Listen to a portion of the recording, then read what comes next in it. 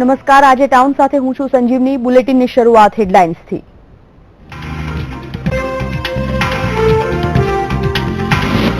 ભાવનગરમાં ખેલાયો ખૂની ખેલ, એક જ રાતમાં 4 હત્યા। તળાજામાં ટ્રિપલ મર્ડરથી ચકચાર, પોલીસના ચાંપતા બંદોબસ્તથી સ્થિતિ કાબૂમાં। તો તળાજાના ટ્રિપલ મર્ડરમાં ભાજપના નગરસેવકનું કનેક્શન આવ્યું બહાર, ફાયરિંગ પાછળ હત્યાની હેરાફેરી જવાબદાર। ડભોઈના કાયાવરોહણ ગામે આરએસએસના કાર્યકર પર હુમલો, અજાણ્યા શખ્સોએ કર્યો એસિડ વડે હુમલો।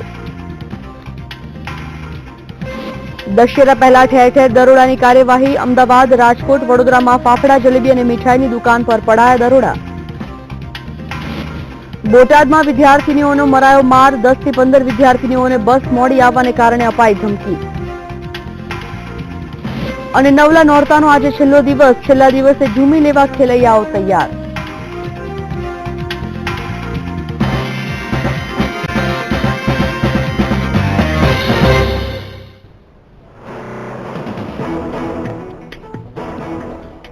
બુલેટિનની શરૂઆતમાં સૌથી પહેલા વાત કરીએ દેશ અને દુનિયામાં આગવી ઓળખ ધરાવતું ગુજરાત હવે ગુનાહિત ઘટનાઓમાં નામ બનાવવા જઈ રહ્યું હોય તેવું લાગી રહ્યું છે।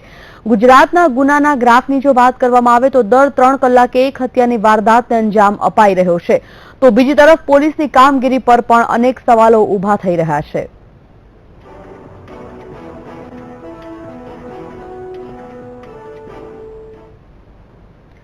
ભાવનગરમાં ગઈકાલે એક દિવસમાં 4 હત્યાની ઘટના સામે આવી છે। એક જિલ્લામાં 4 હત્યાની ઘટના સામે આવતા પોલીસ કાફલો ઘટના સ્થળે દોડી આવ્યો હતો। પૂરા વિસ્તારમાં ચુસ્ત પોલીસ બંદોબસ્ત ગોઠવી દેવામાં આવ્યો હતો। 3 હત્યા શખ્સોની હત્યા પાછળ તળાજા જેવા નાના તાલુકામાં થતા પૂરા શહેરમાં હડકંપ મચી જવા પામ્યો છે, જ્યારે મોડી રાત્રે એક હત્યા ભાવનગરમાં સામે આવતા કુલ આંક 4 પહોંચ્યો છે। ચાલો જોઈએ કેવી રીતે હત્યા થઈ અને કોનો ભોગ લેવાયો એ।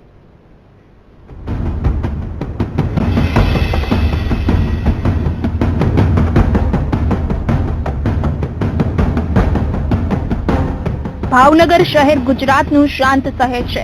આ શહેરની ખાસ ઓળખ છે, પરંતુ આ શહેર અને પૂરો જિલ્લો પોતાની ઓળખ બદલી રહ્યો છે।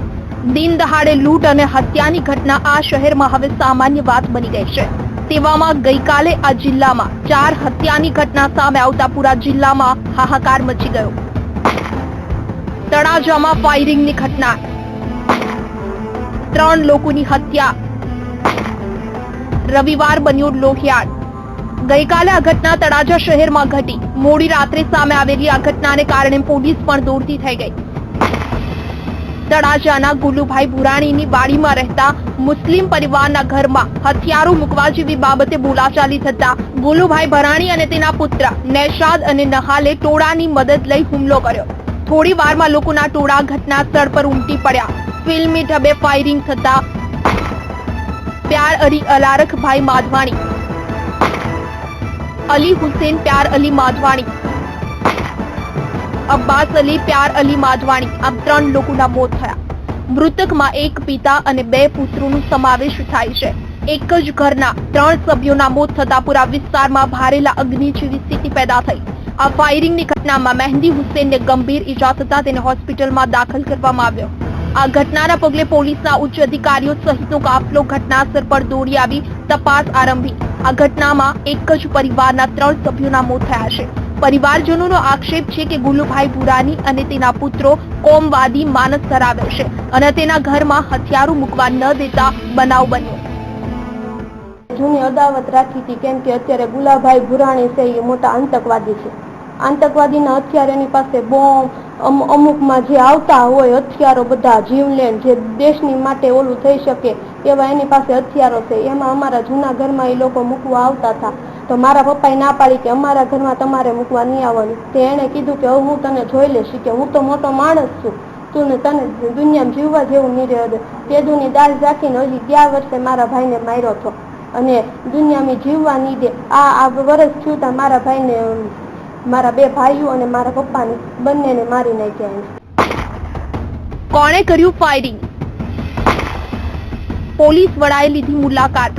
ભાવનગરના તળાજા ખાતે બનેલા આ ટ્રિપલ મર્ડરની ઘટનાને લઈ પોલીસ કાફલો ઘટના સ્થળે દોડી આવ્યો। ભાવનગર જિલ્લાના પોલીસ વડા દીપાંકર ત્રિવેદી પણ તળાજા દોડી આવ્યા। ગુલુભાઈ ભુરાણી અને તેના પુત્રોએ નૈશાદ અને નિહાલ તેમના ઘરમાં અનેક હથિયારો રાખતા હોવાની વાતને લઈ પોલીસ પણ ચોંકી ઉઠી। અને હથિયારો શોધવા માટે કવાયત હાથ ધરી છે. ફાયરિંગ કરનારામાં જેનું નામ ખુલવા પામ્યું છે તે નિહાલ તળાજા ભાજપનો કાર્યકર અને અગાઉ નગર સેવક પણ રહી ચૂક્યો છે. ગુલાભાઈ હાથમાં રિવોલ્વર હતી. એ લોકોએ ફાયરિંગ કરી બધાને માર્યા અને જ્યાં સુધી જીવ ન ગયો મારા ભાઈઓ મારા પિતાનો ત્યાં સુધી અમને બાજુમાં આવવા દેતા નહોતા. એટલે એની સામે એવી કાયદેસર કાર્યવાહી કરો કે જિંદગીમાં હું પણ આખી દુનિયામાં એ ફેલાય છે કે એને એવી સજા થાય ને તો બીજું કોઈ માણસ કરી ન હોગે અમારી સાથે, કેમ કે હવે અમારો કોઈ જેન્ટ્સ લોકો નથી અમારી સાથે. માધવાણી સારવાર હેઠળ છે. હાલે ખોજા સમાજનો જ બનાવ હોય, અંદરો અંદરની માથાકૂટના કારણે આ બનાવ બનેલો હોય. ફરિયાદની અને ઇન્ક્વેસ્ટની પ્રક્રિયા ચાલુ છે. કેટલા રાઉન્ડ ફાયર થયું છે કઈ જાણવા મળ્યું છે? પીએમ પછી જાણવા મળશે, પીએમ થયા પછી. બાળકો ડખ્ખો શું હતો કઈ ખબર પડી? ના, એ હજી ખ્યાલ નથી આવેલો. ભાવનગરમાં વધુ એક હત્યા. એક દિવસમાં 4 હત્યા. ગઈકાલે ભાવનગર શહેરના કુંભારવાડા વિસ્તારમાં મોડી રાત્રે એક યુવકની હત્યા કરવામાં આવી, જેના કારણે ફરી ભાવનગર શહેર અને જિલ્લામાં ભયનો માહોલ પેદા થયો. ભાવનગરના કુંભારવાડા વિસ્તારમાં રહેતા પરેશ અરવિંદભાઈ ગોહિલની હત્યા થતા કુંભારવાડા વિસ્તારમાં અરેરાટી ફેલાઈ ગઈ. અક્ષય મકવાણા અને ધીરુ ઉર્ફે દાઉદ નામના શખ્સોએ પરેશભાઈનું ઢીમ ઢાળી દીધું. પ્રેમ સંબંધને કારણે પૂરી ઘટના સામે આવી છે. પોલીસે પૂરા મામલે બંને આરોપી સામે હત્યાનો ગુનો નોંધી તપાસ હાથ ધરી છે. હાલ બંને આરોપી ફરાર છે. શું કરે છે ભાવનગર પોલીસ? ભાવનગર જિલ્લામાં ખૂન, લૂંટ અને મારામારીની ઘટના હવે સામાન્ય બની ગઈ છે. પોલીસનો ખોફ લોકોના મગજમાંથી દૂર થઈ ગયો છે. માથાભારે અને લુખ્ખા લોકો થોડા દિવસે આવી ઘટનાને સતત અંજામ આપી રહ્યા છે, જ્યારે પોલીસ પૂરો તમાશો જોઈ રહી છે. ટ્રિબ્યુનલ માટે કેમેરામેન મયુર દવે સાથે નીતિન સોની, વીટીવી ન્યૂઝ, ભાવનગર.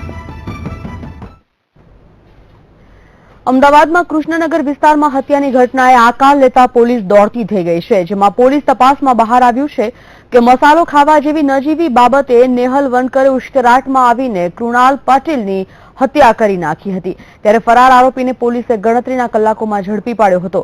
કૃષ્ણનગરમાં જય અંબે અપાર્ટમેન્ટ ખાતે રહેતા બંને યુવાનો પાડોશી મિત્રો હતા, ત્યારે કોઈ બાબત પર બંને વચ્ચે થયેલી તકરાર કૃણાલ પાટીલના મોતનું કારણ બની ગઈ છે. ઈરાદાપૂર્વક હોય એવી રીતે છરી નહીં લાયો અને એની ઉપર તરત હૃદયની અંદર ઘા કરે. અત્યારે તમારી શું માંગણી છે? પિતા તરીકે તમે શું ઈચ્છો છો? પિતા તરીકે હું એ જ માગણી મારી કરું છું કે ગુજરાતની અંદર જે યુવાઓના રોજે રોજ આપણે નવા સાંભળીએ છીએ કે જેથી કરીને આવા વિદ્યાર્થીઓના આવી રીતે મર્ડરો થાય છે, તો હું સૌથી નમ્ર વિનંતી કરું ગુજરાત સરકારને કે આની ઉપર કંઈક સારા પગલાં લે. અંજાર શહેરના શાંતિધામ સોસાયટીમાંથી એક ચોંકાવનારી ઘટના સામે આવી છે. ચોરી કરવા આવેલ 2 ઈસમોએ એક યુવાનની હત્યા કરી નાખી. જો કે બંધ મકાનને તસ્કરો ચોરી કરવા આવ્યા હતા, જેથી પડોશીઓએ બૂમાબૂમ કરતા તસ્કરોએ યુવકની હત્યા કરી નાખી અને મૃતદેહને અંજાર હોસ્પિટલમાં પીએમ અર્થે ખસેડવામાં આવ્યો છે. સમગ્ર બનાવને પગલે પોલીસે હત્યાનો ગુનો નોંધી વધુ તપાસ હાથ ધરી છે. જો કે હજી સુધી ચોરીનો સામાન કેટલો ગયો તે માહિતી નથી મળી શકી. વડોદરાના ડભોઈના કાળાવરોહણ ગામે આરએસએસના કાર્યકરો પર એસિડ હુમલો કરવામાં આવ્યો છે. અજાણ્યા શખ્સોએ ભરત પટેલ પર એસિડ વડે હુમલો કરતા તેમને સારવાર માટે ખસેડવામાં આવ્યા હતા. ત્યારે પોલીસે ઘટના સ્થળે પહોંચી વધુ તપાસ હાથ ધરી છે.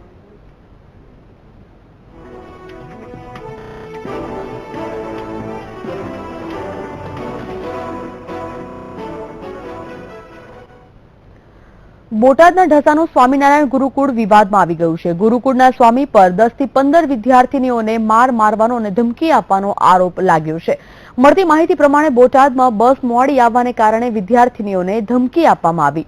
ભોગ બનનાર બાળકો સરકારી હોસ્પિટલમાં સારવાર હેઠળ છે અને વિદ્યાર્થીનીઓ દ્વારા સ્વામી વિરુદ્ધ ફરિયાદ પણ નોંધવામાં આવી છે. આ મામલે ઢસા પોલીસ સ્ટેશનમાં ફરિયાદ દાખલ થઈ છે. વાપીની જીઆઈડીસીમાં એક કંપનીમાંથી 1.39 લાખની ચોરીને અંજામ આપનાર આરોપીને એલસીબી પોલીસે ઝડપી પાડ્યો છે. પોલીસે હાલ ધરપકડ કરી 3 દિવસના રિમાન્ડની તજવીજ પણ હાથ ધરી છે અને પ્રાથમિક પૂછપરછમાં આરોપીએ એક જ ગુનો આચર્યો હોવાની કબૂલાત પણ કરી છે. ઉલ્લેખનીય છે કે હેમેન્દ્ર મેટલ કંપનીમાંથી શીશાના 50 નંગ ઇગ્નોટની ચોરી કરી ફરાર થઈ ગયો હતો અને નાઇટ પેટ્રોલિંગ દરમિયાન આ શખ્સો ચોરી કરી રહ્યા હતા. ઝડપાયેલા ગેંગ પાસેથી ચોરીની 28 પ્લેટો અને રિક્ષા કબજે કરવામાં આવી છે. જ્યારે નવરાત્રીના તાલે ખેલૈયા ધૂમ મચાવતા હોય છે ત્યારે ઘરફોડ ચોર લૂંટ જેવી ઘટનાને અંજામ આપનાર આરોપીને ખુલ્લો દોર મળી જતો હોય છે. રાત્રિ દરમિયાન બંદોબસ્તમાં વ્યસ્ત પોલીસ સવાર પડતા જ આરામ ફરમાવતી હોય છે. તો જોઈએ મેટ્રો સિટીની સતર્ક પોલીસની કેવી રીતે પોલ ખુલી.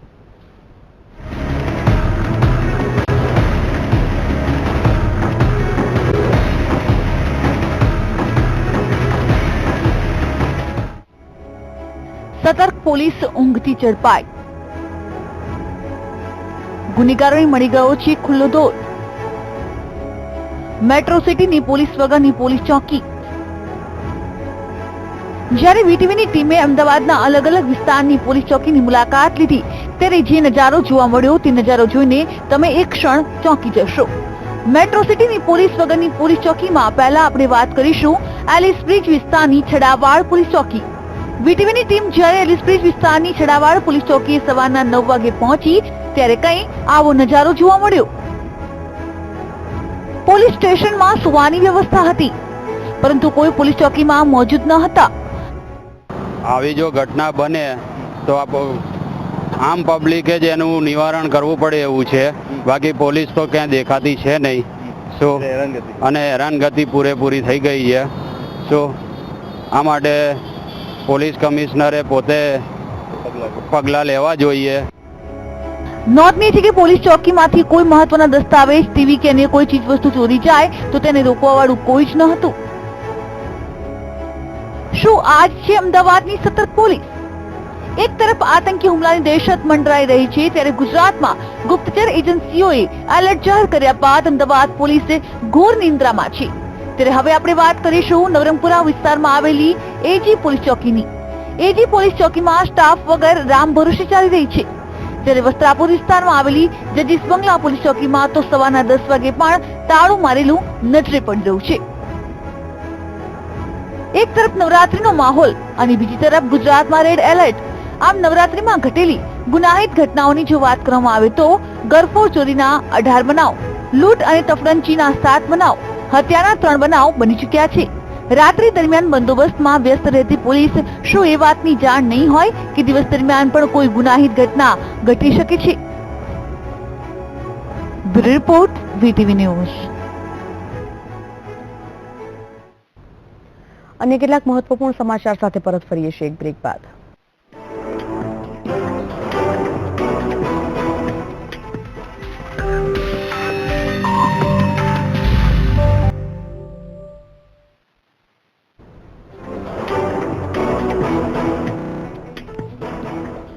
Welcome back. સમાચારમાં આગળ વાત કરીએ. નવરાત્રીના મહોત્સવમાં ગરબાની રમઝટ બોલાવવા ટેલિવુડની અભિનેત્રી અપરા મહેતા નવસારીના મહેમાન બન્યા હતા અને ખેલૈયાઓ સાથે ગરબાની રમઝટ પણ માણી હતી.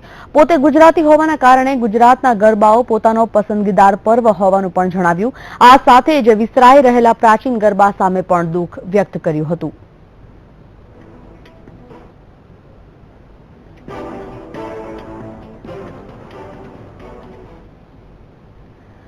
માં આદ્યશક્તિના પર્વ એવા નવરાત્રીના અંતિમ દિવસો ચાલી રહ્યા છે.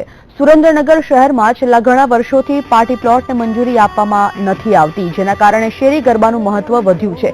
ત્યારે શહેરના અલગ અલગ વિસ્તારોમાં થતી શેરી ગરબીઓમાં નવરાત્રીના 8મા નોરતે ભક્તો તેમજ ખેલૈયાઓની ભારે ભીડ જોવા મળી હતી. માય મંદિર, મોરબીનો વાંક, જેલ ચોક, શિબુભા, પંચવટી સહિતની શેરી ગરબીઓમાં મહિલાઓ અને યુવતીઓ મોડે સુધી માતાજીના ગરબે ઘૂમીને ધન્યતા અનુભવે છે. તેમજ શહેરના વિવિધ મંદિરોમાં મહાઆરતી, પૂજા, હવન જેવા ધાર્મિક કાર્યક્રમો યોજાઈ રહ્યા હતા. ત્યારે આજે નવરાત્રીના 9મા અને અંતિમ નોરતે પણ ખેલૈયાઓ અને ભક્તો મોડી રાત સુધી ગરબે રમશે.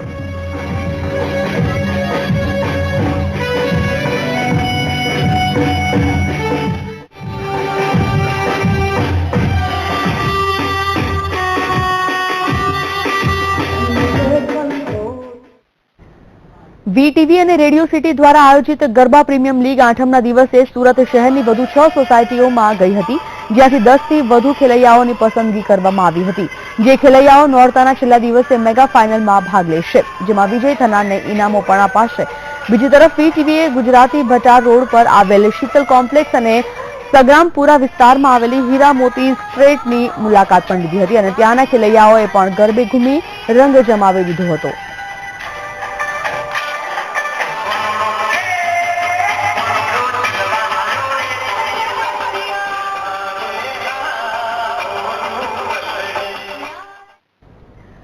નવરાત્રીના પર્વમાં ઠેર ઠેર જગ્યાએ રાસ ગરબા, શેરી ગરબા અને પાર્ટી પ્લોટનું આયોજન થતું હોય છે, ત્યારે બોટાદ જિલ્લાના બરવાડા ગામે આવેલા પૌરાણિક અંબાજી મંદિરમાં અનોખી રીતે ઉજવણી કરવામાં આવી છે.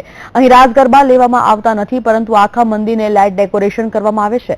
આ ઉપરાંત દેવી દેવતાઓની મૂર્તિઓ પણ ગોઠવવામાં આવે છે, જે પ્રાચીન સંસ્કૃતિને ઉજાગર કરે છે, જેને જોવા રોજ મોટી સંખ્યામાં લોકો ઉમટી પણ પડતા હોય છે. અહીંયા આવીને ખૂબ આનંદ થાય છે અને મજા આવે છે.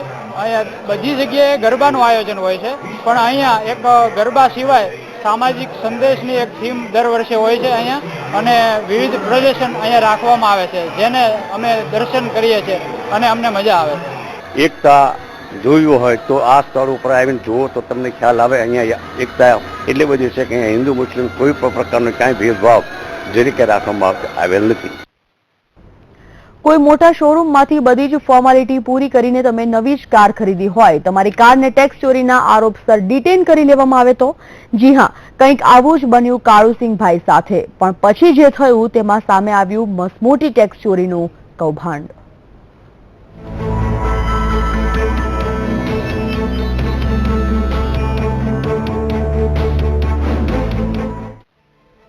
આ છે દહેગામમાં રહેતા કાળુસિંહ, જેમણે 4 સપ્ટેમ્બર 2015ના રોજ જાણીતા કારના ડીલર એવા પોપ્યુલર વ્હીલર્સમાંથી વે કાર ખરીદી. 4 થી 5 મહિના પછી તેઓ પરિવાર સાથે બહાર નીકળ્યા ત્યારે અચાનક જ તેમની કાર ડિટેઇન કરવામાં આવી. અને મને મેં આલી જ નહીં કશું કોટેશન બોટેશન આવું ગાડી પાર્કિંગ કરવા માટે. પછી મેં મારી ગાડી છે ને 7-8 મહિના ફરી તો જ બીકથી જ ફેરવતા હતા. અને એક દિવસ અમે એટલે કંકુતરી લઈને મહેસાણા ગયા હતા, અને મહેસાણાથી વળતા રિટર્નમાં આવતા નારદીપુર પોલીસ સ્ટેશન ખરું ને, ત્યાં અમારી ગાડી ડિટેલ થઈ. ગાડી ડિટેલ થયા પછી અમે તો પોલીસ સ્ટેશનમાં જ્યાં પોલીસ સ્ટેશનવાળાએ એવું કહ્યું કે તમારી ગાડી છે એવું સાબિત કરવા માટે તમારા ગાડીના તમામ કાગળિયો જોશે, અને કાગળિયો લાવશો તો જ થશે. તો મને આરટીઓનો જ મેમો આલે કે ભાઈ. કાર ડિટેન થતાં જ કાળુભાઈ ચોંકી ઉઠ્યા અને તેમણે કાર છોડાવવાની પ્રક્રિયા શરૂ કરી. પણ આ દરમિયાન જ તેમની સામે ઘણી ચોંકાવનારી વાતો સામે આવી. જોયો અને એના કાગળિયા પર મળ્યું કે આ ગાડીનું રજીસ્ટ્રેશન થયું નહીં. એટલે આરટીઓના મેમો કેવી પટેલ સાહેબે આ જોન કરી મને કે તમારું ગાડીનું રજીસ્ટ્રેશન થયું નહીં. એટલે જે આરટીઓનો મેમો આવશે ને તમારે ભરવો પડશે. એટલે મારા જોડે પૈસા એમને ભરાઈ દીધા પછી ગાડી પોલીસ સ્ટેશનમાં જ્યાં પછી હું છોડાઈ દીધી ગાડી. સમગ્ર કૌભાંડની વાત બહાર આવતા જ આરટીઓની મદદથી જ્યારે કાળુસિંહે ગાંધીનગરના સેક્ટર 7ના પોલીસ સ્ટેશનમાં ફરિયાદ નોંધાવી. ફરિયાદ નોંધાતા જ પોપ્યુલર શોરૂમના માલિકોએ કાળુસિંહને યેનકેન પ્રકારે ફરિયાદ પાછી ખેંચવા મનાવવાનો પ્રયાસ કર્યો.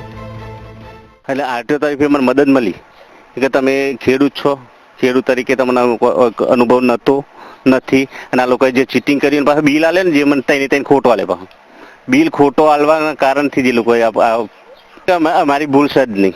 આ જે તમારો ડીલર મળ્યો એને તમારા પૈસા વધારે લેવા માટે જ આખું આમ કરેલું, અને અમે તમે સહી કરી દેલા તમારી ગાડી તમારે થઈ જશે. અને મારા જોડે 700 રૂપિયા વધારે આવ્યા છે.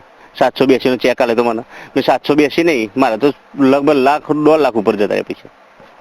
એટલે તમારી કહેવાથી હું કોઈ સહી કરું નહીં, પૂરેપૂરો ન્યાય નહીં આવે તો સહી નહીં કરું. હાલ તો આ મામલે પોલીસે પણ તપાસ શરૂ કરી છે, ત્યારે કાળુસિંહે હવે ન્યાય જલ્દી મળે તેવી આશા રાખી રહ્યા છે. કેમેરામેન નિલેશ પટેલ, પ્રવીણ વાઘેલા અને હિરેન શાહ સાથે મયુર Mewada, VTV news, Ahmedabad.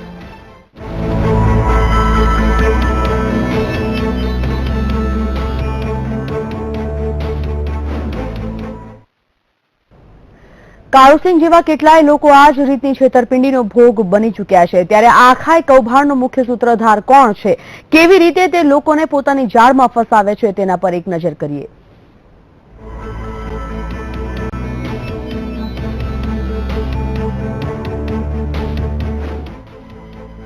Popular auto શોરૂમના માલિક છે જશુ પટેલ. પહેલા આરટીઓમાં હેડ ક્લાર્ક તરીકે ફરજ બજાવતા હતા. તેમણે 6 વર્ષ પહેલા સ્વૈચ્છિક નિવૃત્તિ લીધી અને ત્યારબાદ જશુ પટેલે બાઇકના ડીલરશીપ લીધી અને શોરૂમનું નામ આપ્યું પોપ્યુલર વ્હીલર્સ. વધતા વેપારને જોતા બાઇકના સાથે તેમણે મારુતિ કારની ડીલરશીપ પણ લીધી. આમ ધીરે ધીરે સમગ્ર ગુજરાતમાં બાઇક અને કારના શોરૂમની બ્રાન્ચ શરૂ કરવામાં આવી. કૌભાંડ આચરવાની પદ્ધતિની વાત કરવામાં આવે તો પોપ્યુલર વ્હીલર્સમાંથી જે કોઈ ગ્રાહક કારની ખરીદી કરે છે તેમને શોરૂમમાંથી અલગ બિલ આપવામાં આવે છે અને આરટીઓમાં જે બિલ સબમિટ કરવામાં આવે છે તે બિલ અલગ હોય છે. આ બંને બિલની વચ્ચે લગભગ 15 થી 20,000 રૂપિયાનો ફરક હોય છે. આમાં અત્યાર સુધીમાં 10 થી 15 બિલ આરટીઓ દ્વારા શોધવામાં આવ્યા છે. આમ શોરૂમમાંથી જે કોઈ કસ્ટમર મારુતિની નવી કાર છોડાવે છે તેમાં રોડ ટેક્સની ચોરી, વેટ અને ટેક્સની ચોરી કરવામાં આવે છે. ગ્રાહકને અલગ બિલ, આરટીઓમાં અલગ બિલ. બંને બિલ વચ્ચે 15 થી 20,000 નો હોય છે ફરક. 10 થી 15 બિલ આરટીઓને મળ્યા.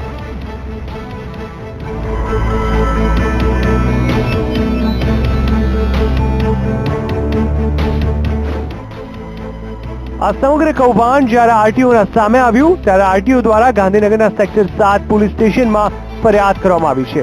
જેમાં ખાસ કહેવામાં આવ્યું હતું કે સરકારનું ખૂબ જ મોટું નાણાકીય નુકસાન કરવામાં આવ્યું છે, પરંતુ ગાંધીનગર એસપી વિરેન્દ્ર યાદવ અને સેક્ટર 7 પીઆઈ દ્વારા આ મામલે કોઈ નક્કર કાર્યવાહી કરાઈ નથી. ફરિયાદ થયાને ઘણા દિવસો વીતી ગયા હોવા છતાં હજુ સુધી કોઈની પૂછપરછ કે પછી ધરપકડ કરવામાં આવી નથી. સમગ્ર ઘટનાની જાણ એસપીને હોવા છતાં તેમના તરફથી પણ કોઈ જ પ્રકારના પગલાં લેવામાં આવ્યા નથી. ત્યારે એ સવાલ ઉભો થાય છે કે શું પોલીસ આરોપીઓને છાવરી રહી છે? શા માટે પોલીસ કોઈ નક્કર પગલાં નથી લેતી? શું કૌભાંડને દબાવી દેવાની આ રણનીતિ છે? શું સામાન્ય નાગરિક ન્યાયનો હકદાર નથી? કેમેરામેન નિલેશ પટેલ, પ્રવીણ વાઘેલા અને હિરેન શાહ સાથે મયુર Mewada, VTV news, Ahmedabad.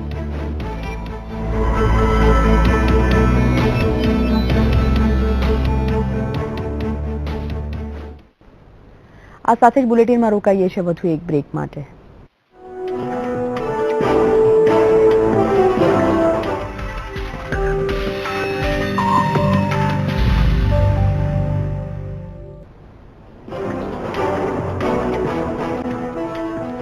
Welcome back. સમાચારમાં આગળ વાત કરીએ. આરટીઓ દ્વારા પોપ્યુલર વ્હીલર્સના માલિક સામે ફરિયાદ કરવામાં આવી છે, પરંતુ જ્યારે તેમની સામે કડક કાર્યવાહી કરવાની વાત આવી ત્યારે આરટીઓના અધિકારીઓ કેવી રીતે અવળચંડાઈ કરી, આવો તેના પર એક નજર કરીએ.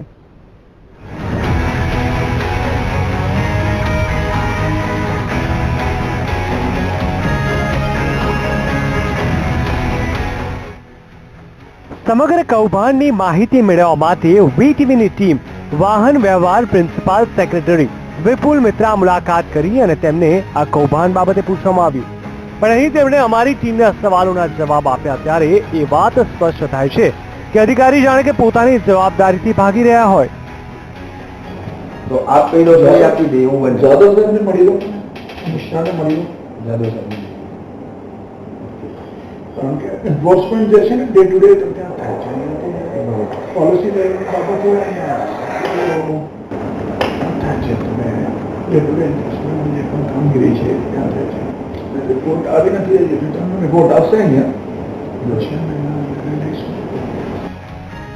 તો હવે તમને સંભળાવી દઈએ આરટીઓ કમિશનર આ અંગે શું કહી રહ્યા છે. તેઓ આ સમગ્ર ઘટનાને દબાવવાનો કેવી રીતે પ્રયાસ કરી રહ્યા છે. તપાસ કરવાની એકની વધારે બિલ સાહેબ આપણે તપાસમાં બહાર અત્યાર સુધી તપાસમાં એક કરતાં વધારે બિલ અમારી પાસે કોન્ક્રીટ આવી અને પેરેલલ તપાસ કોર્ટમાં પણ પેલી ફરિયાદ થઈ છે આની ચાલે છે. એટલે સબજુડિસ હોય ત્યાં આની તપાસ આની તપાસ અત્યારે આપણા આરટીઓમાં કરીએ કે કોઈ કમિટીની કે એવી રચના થઈ છે. આરટીઓ દ્વારા તપાસ કરે છે. હાલ અમે બધી જે કંઈ ખોટું ચાલતું હશે એની તપાસ કરવાના છે. ખોટું ચાલતું હશે હાલ હજી ખબર જ શું છે. સામાન્ય વ્યક્તિ દ્વારા જ્યારે કોઈ ભૂલ થાય ત્યારે તેની સામે લાલ આંખ કરતા આ અધિકારીઓ મોટી મોટી કંપનીઓની કરોડોની ઉચાપત સામે કેવી ઢીલી નીતિ રાખે છે તે અહીં સ્પષ્ટ થાય છે. સવાલ થાય છે કે શું કાયદો બધા માટે સરખો નથી? અધિકારીઓ કેમ આ કૌભાંડમાં યોગ્ય તપાસ કરી રહ્યા નથી? આ મામલે શા કારણોથી કડક કાર્યવાહી થઈ રહી નથી? શું કોઈ અધિકારી કે નેતાની રહેમ નજર હેઠળ આ કૌભાંડ ચાલી રહ્યું હતું? આખરે ક્યારે થશે શોરૂમ સામે કડક કાર્યવાહી? ક્યારે મળશે ભોગ બનનારને ન્યાય? કેમેરામેન નિલેશ પટેલ, પ્રવીણ વાઘેલા અને હિરેન શાહ સાથે મયુર મેવાડા, વીટીવી ન્યૂઝ, અમદાવાદ. બુલેટિનમાં આગળ વાત કરીએ અબુધાબી ખાતે યોજાયેલી રામકથાનો એક વિડીયો વાયરલ થયો હોવાના એક બ્રેકિંગ ન્યૂઝ સામે આવી રહ્યા છે. આ ન્યૂઝ પર નજર કરવામાં આવે તો અબુધાબીમાં યોજાયેલી રામકથાનો વિડીયો વાયરલ થયો છે. અબુધાબીના પ્રિન્સે જય શ્રી રામનો ઘોષ પણ કર્યો. સાથે પ્રિન્સના પત્નીએ પવિત્ર પોથી પણ ઉંચકી હોવાના સમાચાર છે. સોશિયલ મીડિયા પર આ વાયરલ અત્યારે વિડીયો થયો છે, ખૂબ જ શેર થઈ રહ્યો છે. વિડીયોમાં મોરારી બાપુ પ્રત્યે આદર પ્રેમ દેખાતો પણ નજરે આવી રહ્યો છે. 17 સપ્ટેમ્બરે અબુધાબીમાં રામકથાનું આયોજન કરવામાં આવ્યું હતું, જેમાં આ વિડીયો વાયરલ થયો છે. આપ જોઈ શકો છો અબુધાબીના પ્રિન્સે જય શ્રી રામનો ઘોષ કર્યો હતો અને પ્રિન્સના પત્નીએ પવિત્ર પોથી પણ ઉંચકી હતી. માનવતાનું આ ઉત્તમ ઉદાહરણ, કોમી એકલાસનું આ ઉત્તમ ઉદાહરણ કહી શકાય.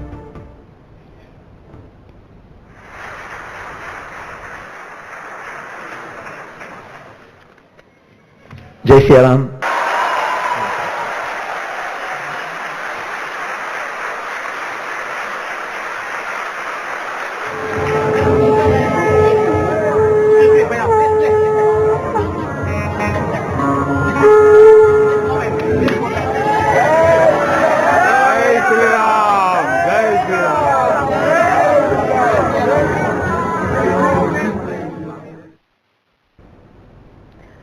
તો આજે ટાઉનમાં અત્યારે બસ આટલું જ. વધુ સમાચારો માટે અને વિશેષ અહેવાલો માટે આપ જોડાયેલા રહો VTV સાથે. નમસ્કાર.